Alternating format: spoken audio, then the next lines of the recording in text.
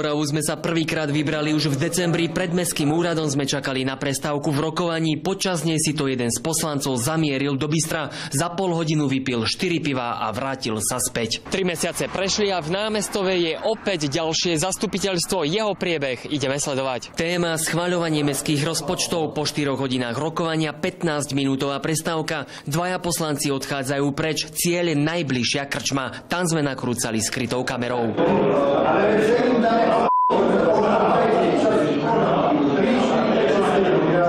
Za 3/4 hodinu vypil 5 pív, na druhého poslanca sme nevideli, ale pivá na stôl išli. V tom čase ich kolegovia už schvaľovali ďalšie rozpočty. Z krčmy sa na rokovanie vrátili po hodine. Kde som bol, mal som rodinné povinnosti, pretože manželka je v službe a mám 2 maloleté deti, tak som ich bol pozrieť.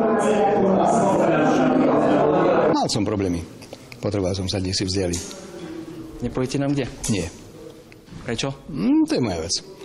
Bolo verejné rokovanie. Mal som osobné problémy. Osobné vybavovačky. Téme alkohol u poslancov sa budeme venovať ďalej. Z Námestova Ľubo Fronko, televízia Markíza.